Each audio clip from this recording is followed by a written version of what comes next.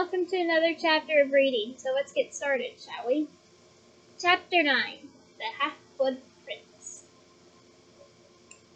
Harry and Ron met Hermione in the common room before breakfast next morning. Hoping for some support for his theory, Harry lost no time in telling Hermione what he had overheard Malfoy saying on the Hogwarts Express.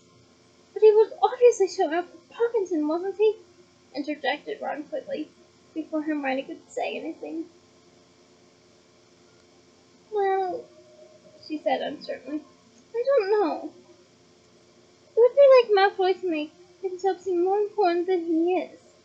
But that's a big lie to tell. Exactly, said Harry, but he could not press the point, because so many people were trying to listen into his conversation, not to mention staring at him and whispering behind their hands. It's worth a point. Ron snapped to a particularly minuscule 5-year-old boy as they joined the queue to climb out of the porch. The boy, who had been muttering something about Harry behind his hand to his friend, turned rapidly scarlet and toppled out of the hole in alarm. Ron snickered. I love being a sixth year, and we're going to be getting free time this year. Whole periods when we can just sit up here and relax.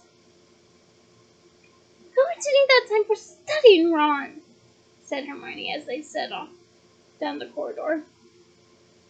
Yeah, but not today, said Ron. Today's going to be a real dose, I reckon.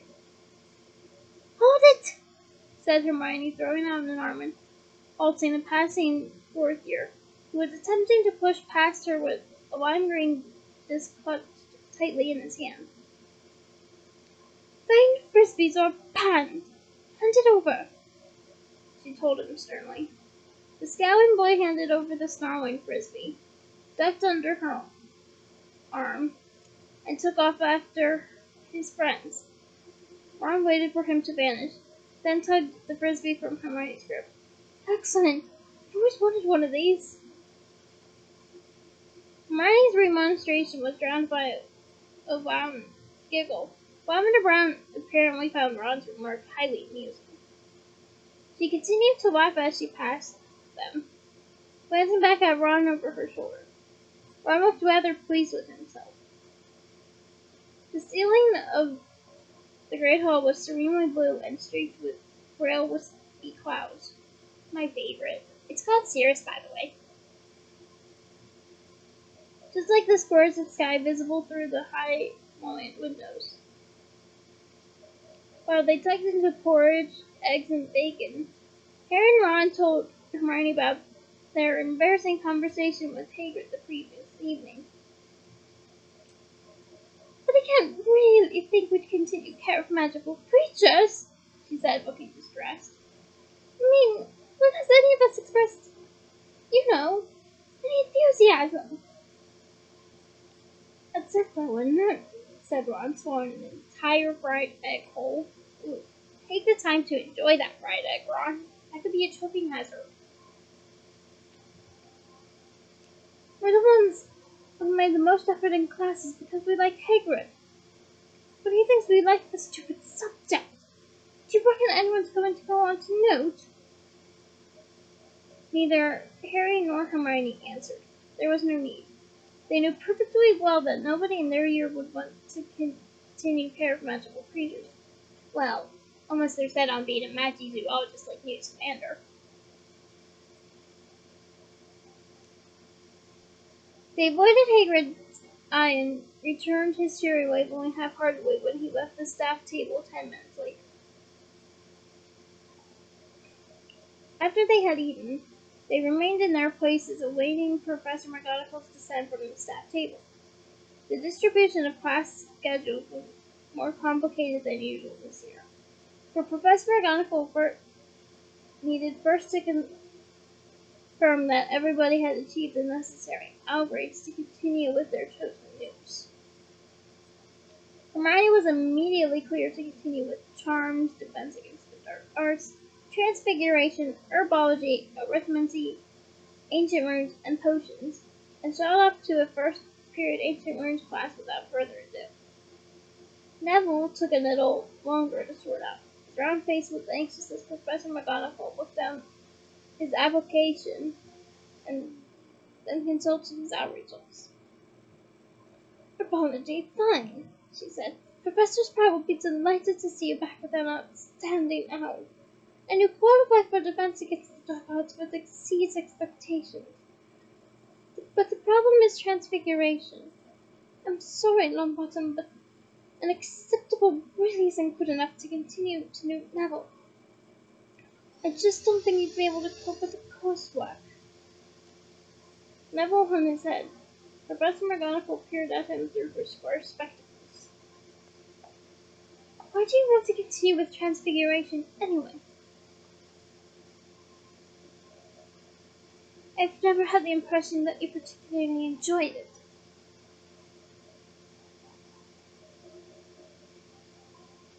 Neville looked miserable and muttered something about my grandmother once.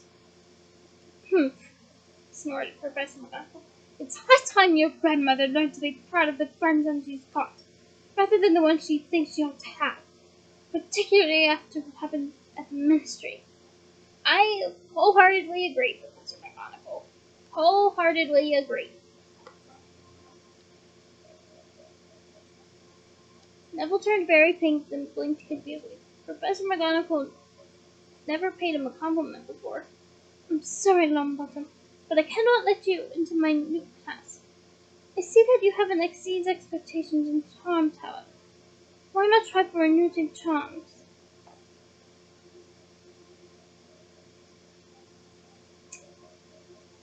My grandmother thinks charms is a soft option, mumbled Neville.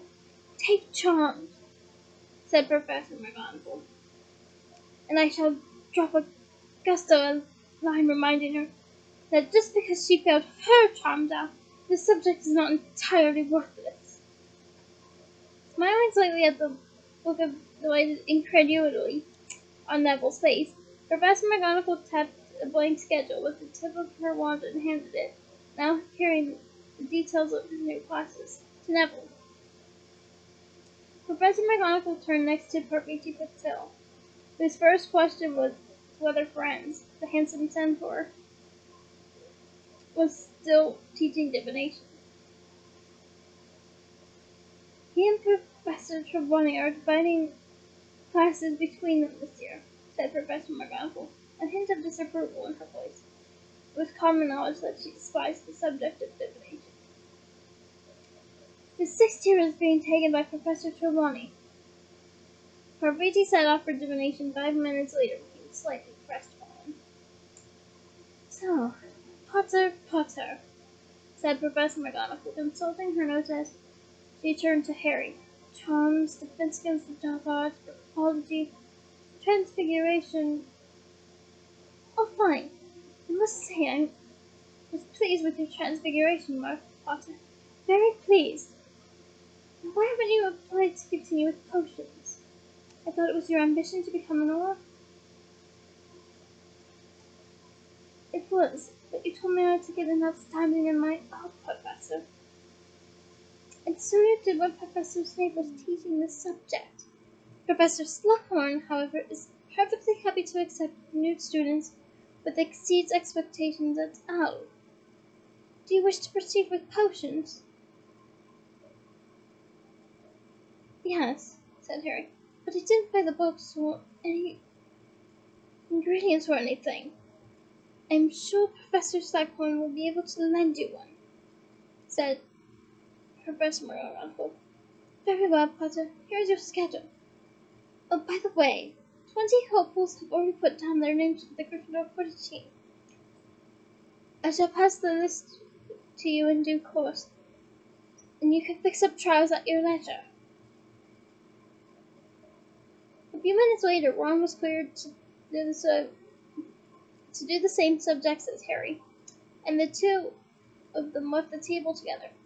Look, Ron said delightedly, gazing at his schedule. We've got a free period now, and a free period after break, and after lunch. Excellent!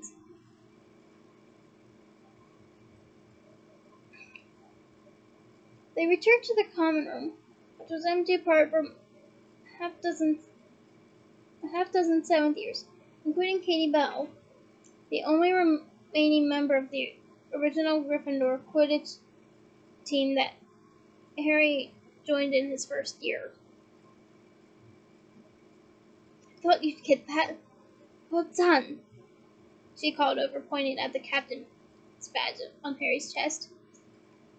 Tell me when you call trials.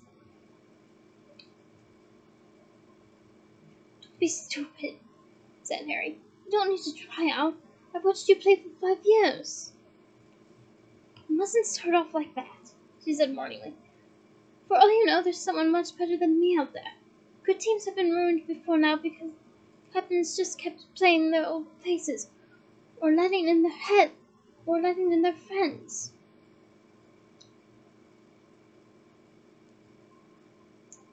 Ron looked a little uncomfortable and began playing with the faint frisbee Hermione had taken from the fourth-year student. It zoomed around the common room, startling and attempting to take bites of the tapestry. Yeah, this is why you should do it outside and not inside. Crookshank's yellow eyes followed it, and he hissed when it came too close. Okay, here's the hiss.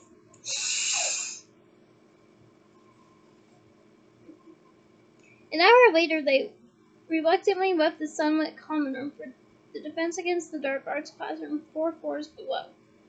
Hermione was already queuing outside, carrying an armful of heavy books and looking put upon. We've got so much homework for rooms, she said anxiously, when Harry and Ron joined her. A 15-inch essay, 2 translations, and I've got to read these by Wednesday. Shame. Oh yeah, whoops. Shame, yawned Ron.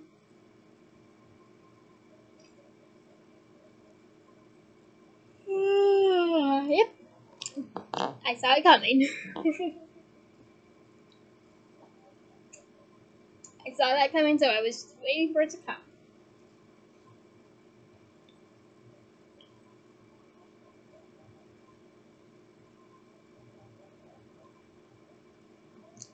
Anyhow. You wait, she said resentfully. I bet Snape gives us loads. The classroom door opened as she spoke, and Snape stepped into the corridor, his sallow face framed as ever by 2 curtains of greasy black hair.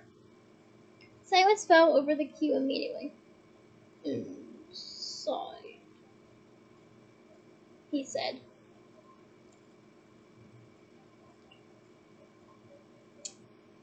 Harry looked around as they entered. Snape had imposed his personality upon the room already. It was gloomier than usual, as curtains had been drawn over the windows, and was lit by candlelight. New pictures adorned the walls, many of them showing people who appeared to be in pain, sporting grisly injuries. Oh, I don't even want to imagine. Or strangely contorted body parts. Okay, I definitely don't want to imagine. I have not asked you to take out your books, said Snape, closing the door and moving to face the class from behind his desk. Hermione hastily dropped her copy of Confronting the Faceless back into her bag and stowed it under her chair. I wish to speak to you, and I want your fullest attention. His black eyes rode over their upturned faces, lingering for a fraction of a second longer on Harry's than anyone else's. Snape, Snape, Snape, Snape, Snape. You had 5 teachers in this subject so far, I believe. You believe? Like you haven't watched them all come and go, Snape. Hoping you'd be next, thought Harry scathingly. Naturally, these teacher people have all had their own methods and priorities. Given this confusion, I am surprised so many scraped out the subject. I shall be even more surprised if you manage to keep up with the work, which will be much more advanced. Snape set off around the edge of the room, speaking now in a lower voice. The class craned their necks to keep him in view. The dogs, said Snape, are many, very ever-changing and eternal. Fighting them is like fighting a many-headed monster. With each time a neck is severed, crops ahead even fiercer and cleverer than before. Oh, so like a Hydra? Not to be said. Anyone who's seen the Disney movie Hercules knows exactly what a Hydra is. Or if you happen to be one of those ones who are into Percy Jackson, you know what a Hydra is because it's in Greek mythology. Anyway. You are fighting that which is unfixed, mutating, indestructible.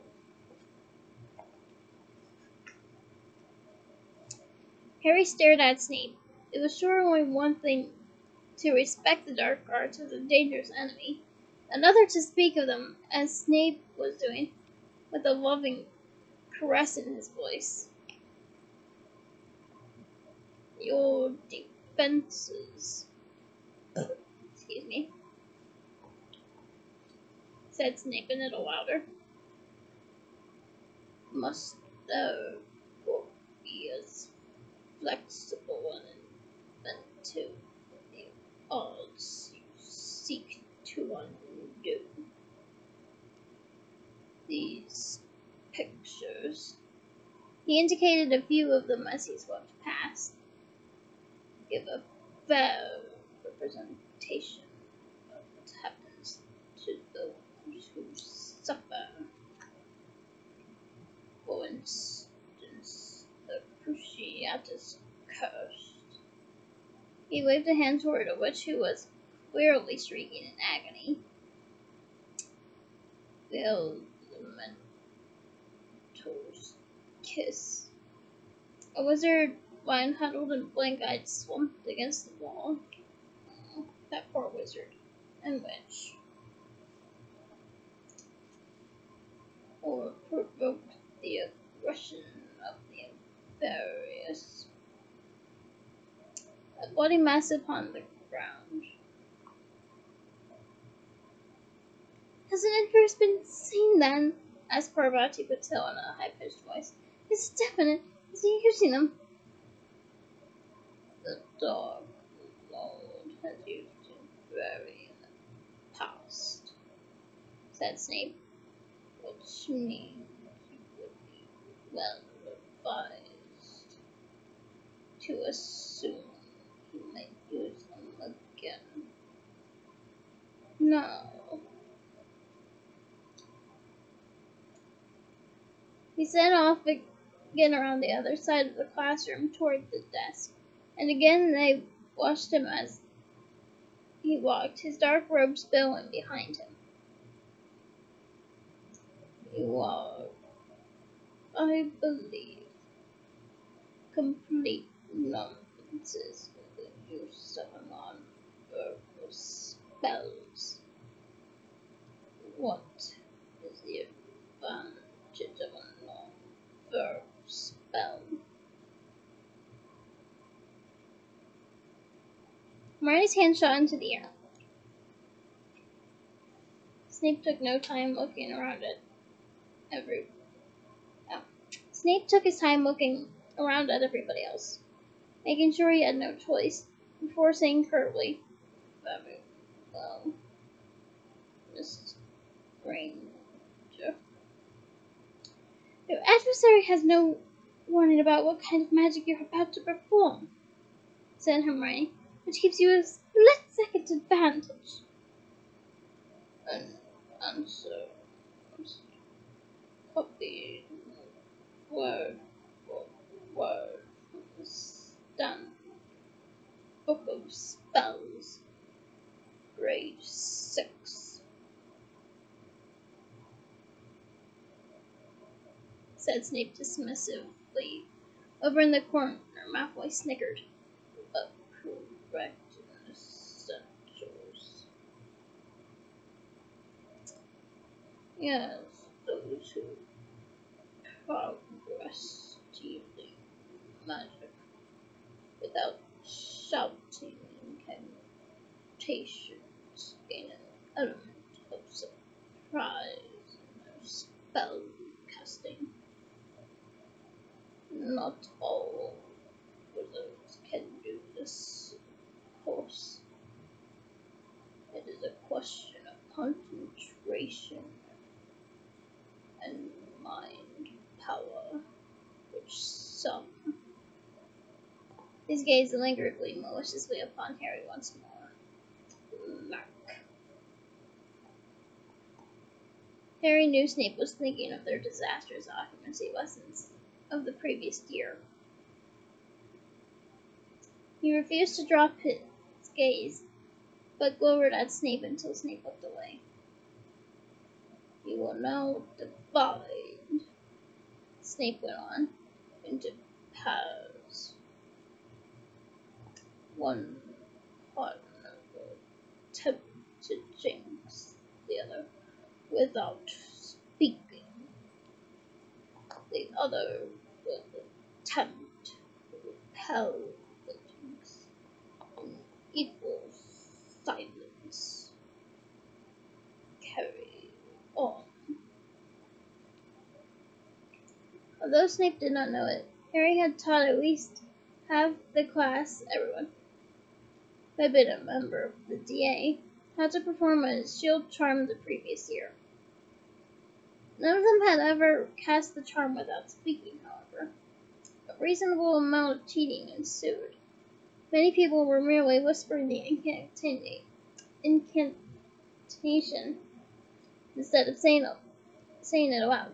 Typically, 10 minutes turned into the lesson. Hermione managed to repel Neville's muttered "jellylegs" jinx without uttering a single word, a feat that would surely have earned her 20 points for Gryffindor from any reasonable teacher, Harry thought bitterly, but which Snape ignored. Oh, bug for Hermione.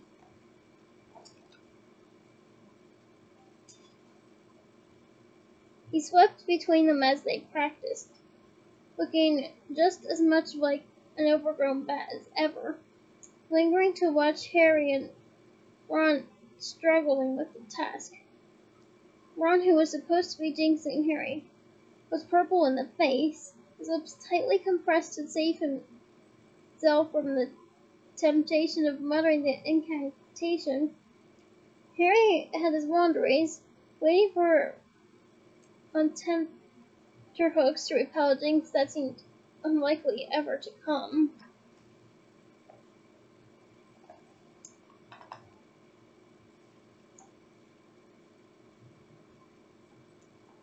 "Pathetic, Weasley," said Snape after a while.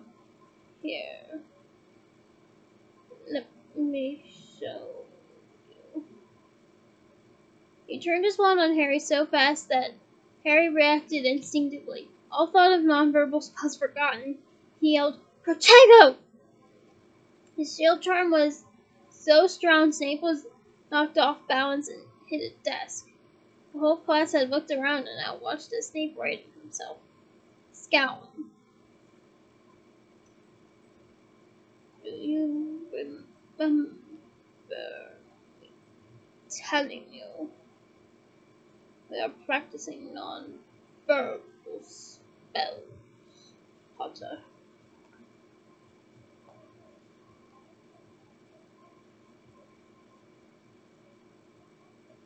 Yes, said Harry stiffly. Yes, sir.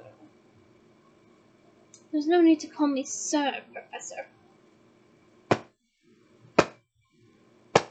Good job, Harry. The words had escaped him before he knew what he was saying. Several people gasped, including Hermione. Behind Snape, however, Ron, Dean, and Seamus grinned appreciatively.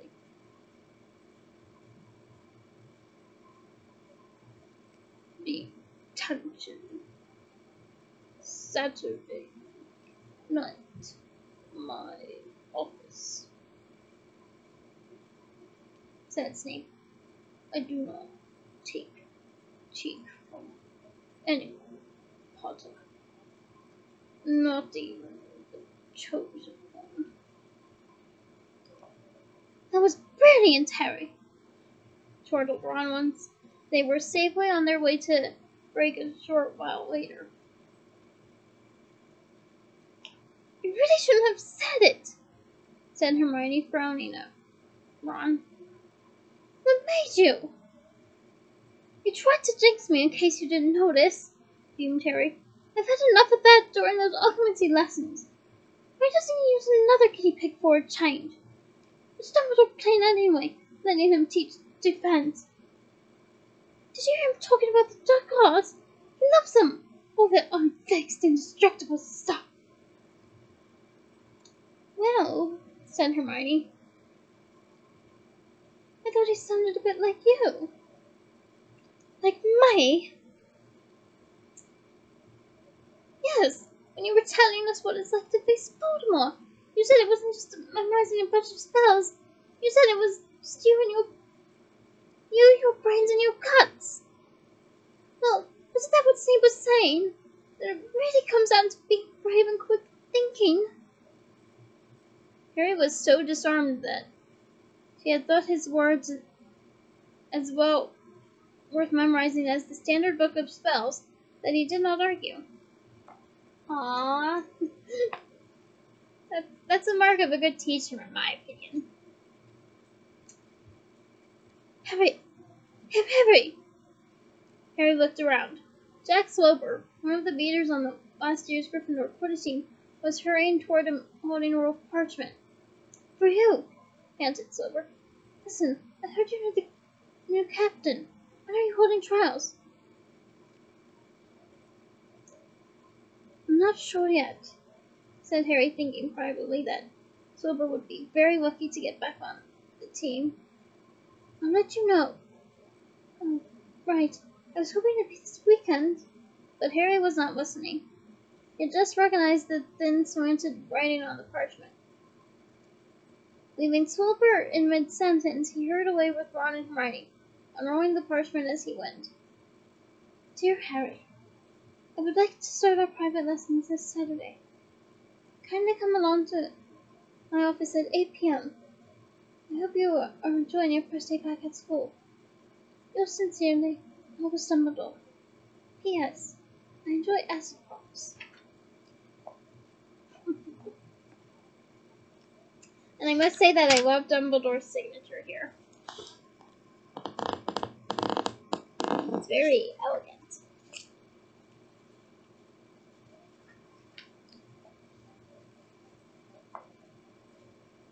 He enjoys acid pops, said Ron, who had read the message over Harry's shoulder and was looking perplexed. It's the password to get past the gargoyle outside his study, said Harry in a low voice. Simply going to be pleased. I won't be able to do his detention. He, Ron, and Hermione spent the whole break speculating on what Dumbledore would teach Harry. Ron thought it would most likely be spectacular jinxes and hexes of the type Death Eaters would not know. Hermione said such things were illegal, and thought it much more likely that Dumbledore wanted to teach Harry advanced defensive magic. After break, she went off to arithmancy while Harry and Ron returned to their common room, where they grudgingly started Snape's home. This turned out to be so complex that they still had not finished when Hermione joined them for their after-lunch free period, though she considered fully speeding up the process. They had only just finished when the bell rang for the afternoon's double potions, and they beat the familiar path down to the dungeon classroom that had, for so long, been Snape's. When they arrived in the corridor, they saw that they were the only a dozen people progressing to new level. Crabbe and Goyle had evidently failed to achieve the required L grade, but 4 Slytherins made it through, including Malfoy. That doesn't surprise me. 4 Ravenclaws were there, and 1 Hufflepuff, Ernie Macmillan, whom Harry liked despite his rather pompous manner. "Harry," Ernie said, portentously holding out his hand as Harry approached. "Didn't get a chance to speak in defense against our class this morning. Good lesson, I thought. But you chums are old hats, of course, for us old DA lags. And how are you, Ron? Hermione?" Before they could say more than "fine," the dungeon door opened and Slughorn's belly preceded him out of the door. As they filed into the room, his great walrus mustache curved above his beaming mouth, and he greeted Harry and Zabini with particular enthusiasm. The dungeon was, most unusually, already full of vapors and odd smells. Harry, Ron, and Hermione sniffed interestedly as they passed large bubbling cauldrons. The 4 Slytherins took a table together, as did the 4 Ravenclaws. This left Harry, Ron, and Hermione to share a table with Ernie. They chose the one nearest a gold-covered cauldron that was emitting one of the most seductive scents Harry had ever inhaled. Somehow it reminded him simultaneously of a treacle tart, the woody smell of a broomstick handle, and something flowery he thought he might have smelled at the burrow.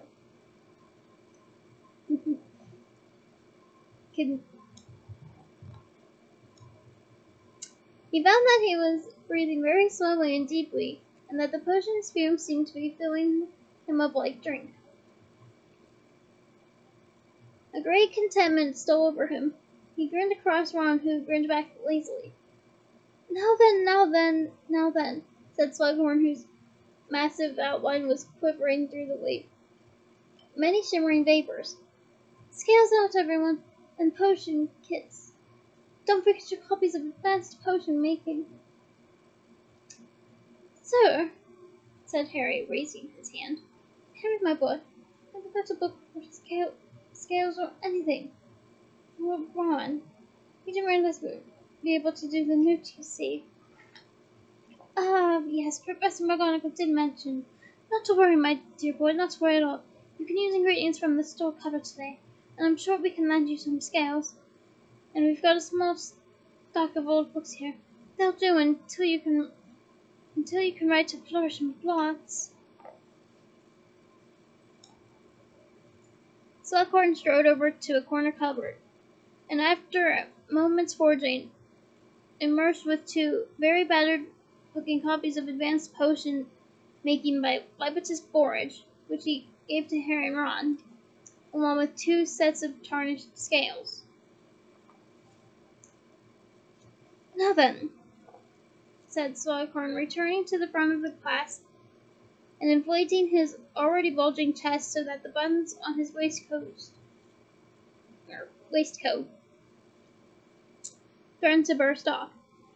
"I prepared a few potions for you to have a look at, just out of interest, you know. These are the kind of thing you ought to be handling after completing your notes. You ought to have heard of them, even if you hadn't made them yet. Can anyone tell me what this one is? He indicated the cauldrons nearest to the Slughorn table. Harry raised himself slightly in his seat and saw what looked like plain water boiling away inside it. Hermione's well-practiced hand hit the air before anybody else's. Slughorn pointed at her. It's Veritaserum, a colorless, odorless potion that forces the drinker to tell the truth, said Hermione. Very good, said Slughorn happily. Now, he continued, pointing at the cauldron nearest to the Ravenclaw table. This one here is pretty well known. Featured in a few ministry leaflets lately, too. Who can? Hermione's hand was fastest once more. It's Polyjuice Potion, sir. Harry, too, had recognized the slow, bubbling, mud-like substance in the second cauldron. Ugh. I do not like mud in it. Memories of Polyjuice Potion from Chamber of Secrets. Yeah, I'm a little. No. But didn't resent Hermione for getting credit for answering the question. She, after all, was the one who had succeeded in making it, back in their second year. Excellent. Now this one here. Yes, my dear?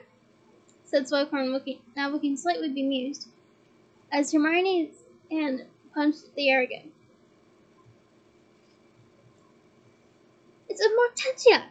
It is indeed. Something was foolish to ask, said Slughorn, who was looking mightily impressed. But I assume you know what it does. It's the most powerful love potion in the world, said Hermione. Why, right. You recognized it, I suppose, by its distinctive mother of pearl sheen. And the steam rising in characteristic spirals, said Hermione enthusiastically. And it's supposed to smell differently to each of us, according to what attracts us. I can smell freshly mown grass, new parchment, and... But she turned slightly pink and did not complete the sentence. For those wondering, my Amortentia would be lavender, honey, and bubblegum.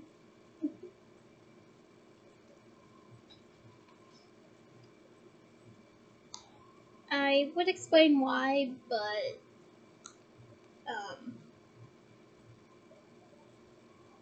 I think I'll save that for next week.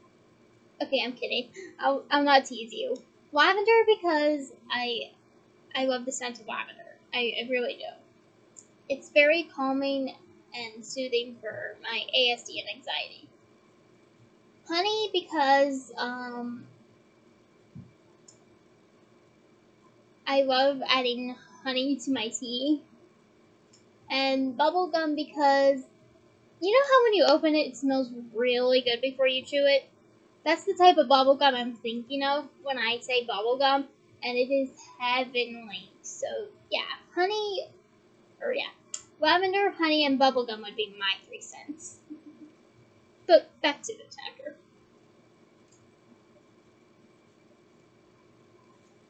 May I ask your name, my dear? Said Slughorn, ignoring Hermione's embarrassment. Hermione Granger, sir. Granger. Could you possibly be related to Hector Dagworth Granger, who founded the most extraordinary society of potioneers? No, I don't think so, sir. I'm never-born, you see. Harry saw Malfoy lean close to Nott and whisper something. Both of them snickered, but Slughorn showed no dismay. On the contrary, he beamed and looked from Hermione to Harry, who was sitting next to her. Oh! One of my best friends is Muggle, and she's the best in our year. I'm assuming this is the very friend of whom you spoke, Harry. Yes, sir, said Harry. Well, take 20 orange coins for Gryffindor, Miss Granger, said Slughorn genially. Malfoy looked rather as he had done on the time Hermione punched him in the face. Yes, we all remember when she goes, "You foul, hallucinating little cockroach!" Well, according to the films, anyway. But you get the gist. Hermione turned to Harry with a radiant expression and whispered, "Did you really tell him I'm the best in the year? Oh, Harry! What's so impressive about that?" whispered Ron, who, for some reason, looked annoyed. "You are the best in the year. I'd have told him so if he asked me." Hermione smiled, but made a shh in gesture so that they could hear what Slughorn was saying. Ron looked slightly disgruntled. "Amortentia doesn't really create love, of course. It's impossible to manufacture or imitate love. No, this was simply cause of powerful infatuation or obsession. It is probably the most dangerous and powerful potion in this room." "Oh, yes," he said, nodding gravely at Malfoy and Nott. Both of whom were smirking skeptically. "When you see as much of life as I have, you will not underestimate the power of obsessive love." "And now," said Slughorn, "it is time for us to start work." "Sir, you haven't told us what's in this one," said Ernie Macmillan, pointing to a small black cauldron standing on Slughorn's desk. The potion within was splashing about merrily. It was the color of molten gold, and large drops were leaping like goldfish above the surface, though not a particle had spilled. "Oh!" said Slughorn again. Harry was sure that Slughorn had not forgotten the potion at all, but had waited to be asked for a dramatic effect.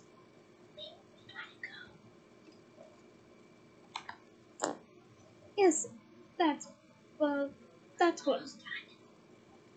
Ladies and gentlemen, is a most curious little potion called Felix Felicis. I take it," he turned, smiling to look at Hermione, who had read an audible gasp, "that you know what Felix Felicis does, Miss Granger." "It's for good luck," said Hermione excitedly. "It makes you lucky." The whole class seemed to sit up a little straighter. Now all Harry could see of Malfoy was the back of his sleek blonde head, because he was at last giving Slughorn his full and undivided attention. "Quite right. Take another 10 points for Gryffindor." "Yes, it's a funny little potion, Felix Felicis," said Slughorn. "Desperately tricky to make, and disastrous to get wrong. However, if brewed correctly, as this has been, you will find that all your endeavors to succeed, at least until the effects wear off. I would love some Felix Felicis right now."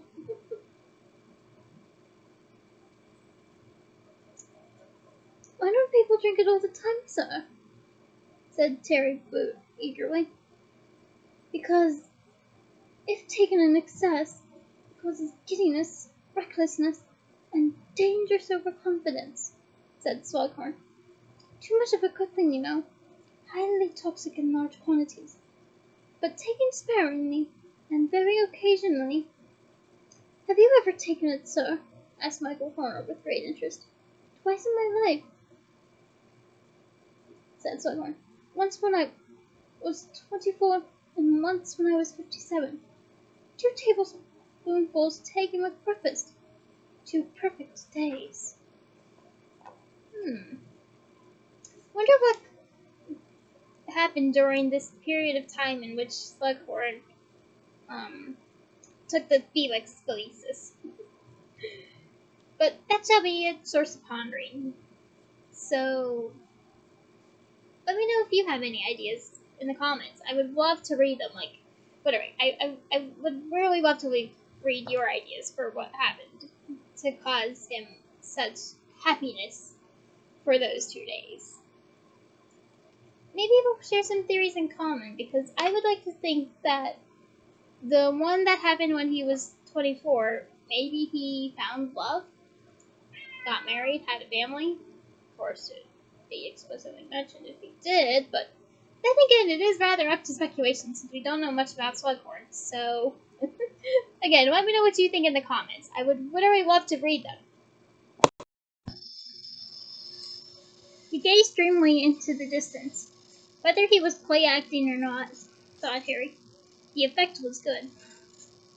"And that," said Slughorn, apparently coming back to Earth, is what I shall be offering as a prize in this lesson. There was a silence in which every bubble and gurgle of the surrounding potions seemed magnified tenfold.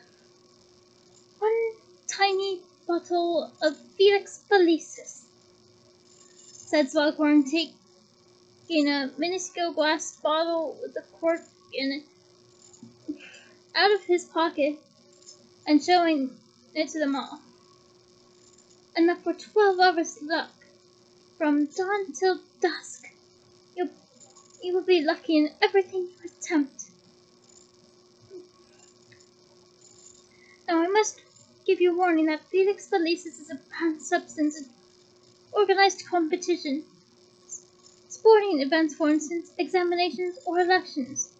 So the winner is to use it on an ordinary day only, and watch how that ordinary day becomes extraordinary. So, said Slughorn suddenly brisk, how are you to win my fabulous prize? Well, by turning to page 10 of Advanced Potion Making.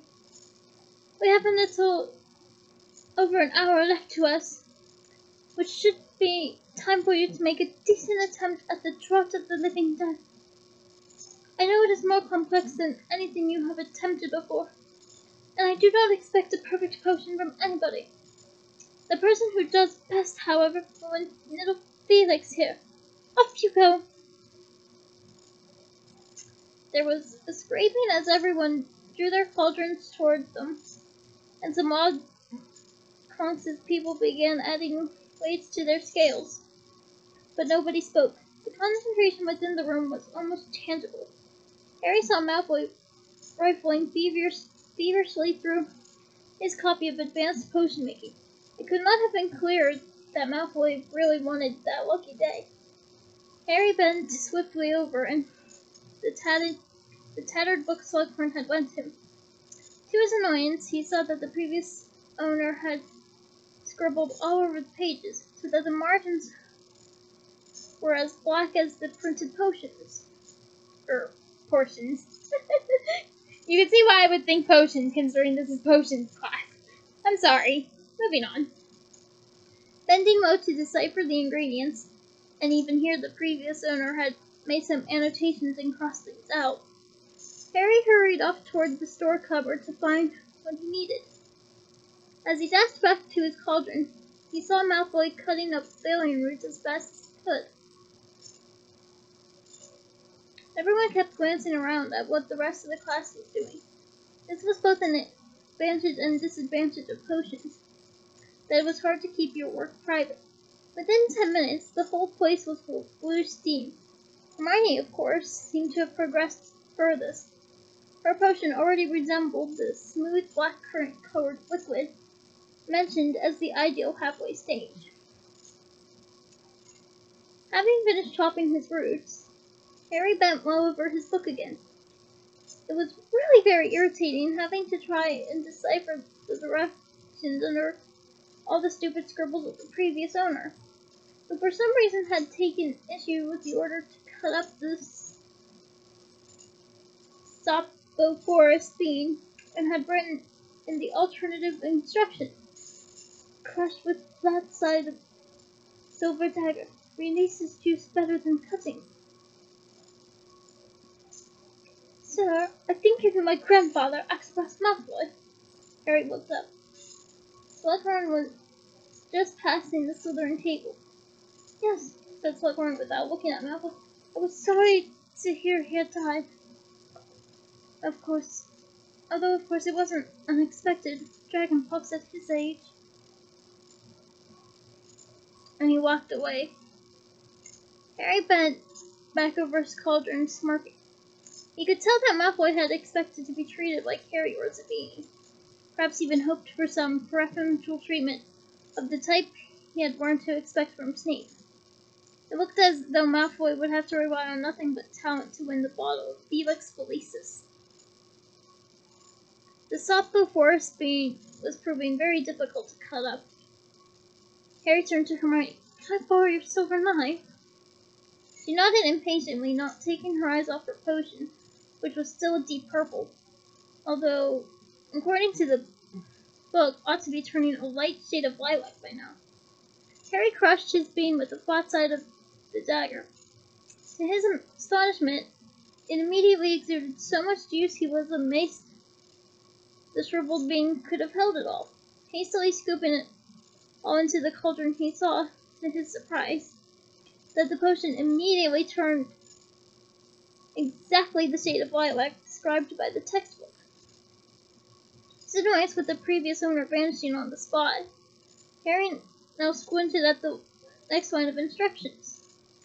According to the book, he had to stir counterclockwise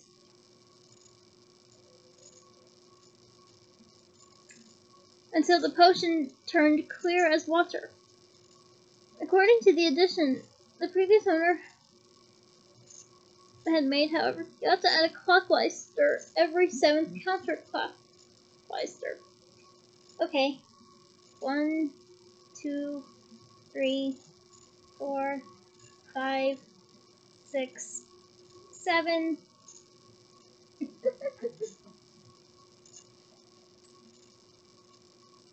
Could the owner be right twice?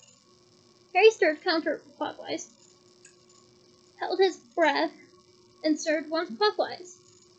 Well, I already did that when I was holding my breath, because I was counting. The effect was immediate. The potion turned palest pink. How are you doing that?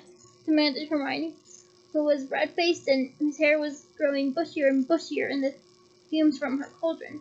Her potion was still reasonably purple. At a clockwise stir? No, the book says counterclockwise! Harry shrugged and continued what he was doing. 7 stirs counterclockwise, 1 clockwise, pause. 7 stirs counterclockwise, 1 stir clockwise. Across the table, Ron was cursing fluently under his breath. His potion looked like liquid licorice. Harry glanced around. As far as he could see, no one else's potion had turned as pale as his. He felt elated, something that had never happened before in this dungeon. Time's up, called Slughorn. Stop stirring, please. Slughorn moved slowly among the tables, peering into cauldrons. He made no comment, but occasionally he gave the potions a stir or a sniff.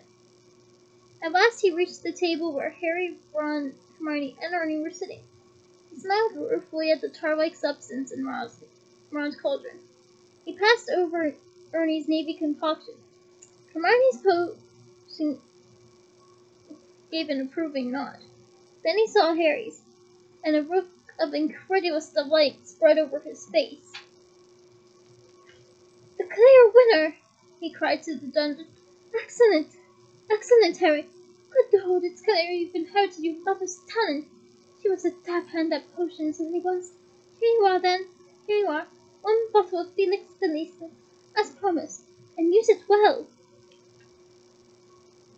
Harry slipped the tiny bottle of golden liquid into his inner pocket, feeling an odd combination of delight at the furious looks on the Slytherin's faces and guilt at the disappointed expression on Hermione's. Ron looked simply dumbfounded. "How did you do that?" he whispered to Harry as they left the dungeon. "Got lucky, I suppose," said Harry, because Malfoy was within earshot. Once they were securely ensconced at the Gryffindor table for dinner, however, he felt safe enough to tell them. Hermione's face became stonier with every word he uttered. "I suppose you think I cheated," he finished, aggravated by her expression. "No, it wasn't exactly your own work, was it?" she said stiffly.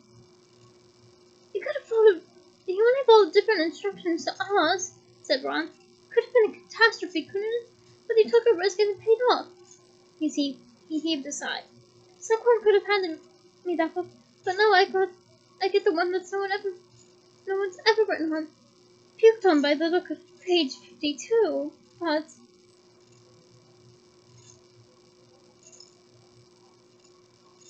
"Hang on," said a voice close by to Harry's left ear, and he caught a sudden waft of that flowery smell he had picked up in Slughorn's dungeon. He looked around and saw that Ginny had joined them. Did I hear right? You've been taking orders from someone wrote in a book, Harry. She looked alarmed and angry. Harry knew it was on her mind at once. Honestly, I don't blame Ginny for feeling this way, considering what happened. But, you know. It's nothing, he said reassuringly, lowering his voice. It's not like, Riddle's diary. It's just an old textbook someone scribbled on. But you're doing what it says. I just tried a few of the tips written in the margins. Honestly, Ginny, there's nothing funny. Ginny's got a point, said Hermione, perking up at once. We ought to check that there's nothing odd about it. I mean, all these funny instructions, who knows? Hey, said Harry indignantly as she pulled his copy of Advanced Potion Making out of his bag and raised her wand. Specialist Rebellion, she said, wrapping it smartly on the front cover. Okay.